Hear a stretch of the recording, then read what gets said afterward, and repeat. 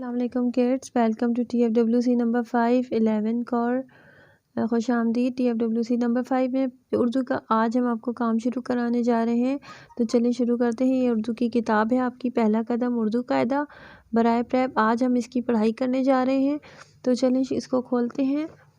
اس کا ہم نے صفحہ نمبر 43 نکالا، کلاس الفاظ کی پڑھائی اس پہ لکھا ہوا ہے، آپ لوگوں کو نظر ہی آ رہا ہوگا۔ اچھا، ان الفاظ کی ہم پہلے بھی پڑھائی کر چکے ہیں، لیکن ہم آدھی کی تھی کیونکہ اس میں بہت سارے الفاظ تھے، تو آدھی ہم نے پہلے کر لی تھی۔ تو چلیں جو آدھی رہ گئی ہے بقایا اس کو ہم مکمل کرتے ہیں۔ بسم اللہ الرحمن الرحیم، چلیں شروع کرتے ہیں۔ یہ کیا ہے؟ یہاں تک ہم نے کر دی تھی وردی تک، تو اب یہاں سے شروع کرتے ہیں۔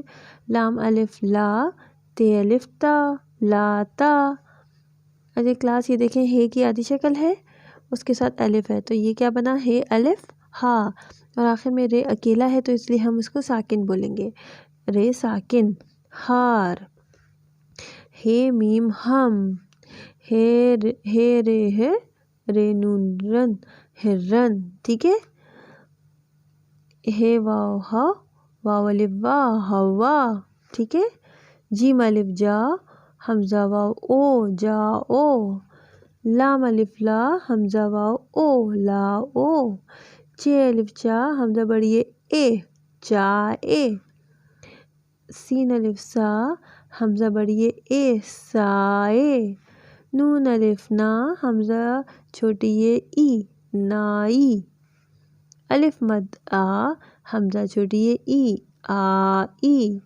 گاف الف گا، حمزہ بڑھئے اے، گا اے۔ چلیں شاباش، اسی طرح میرے ساتھ پڑھیے۔ لام کی آدھی شکل ہے، اس کے ساتھ الف اند اس کے اندر بنا ہے، تو یہ کیا بنے گا؟ لام الف لا۔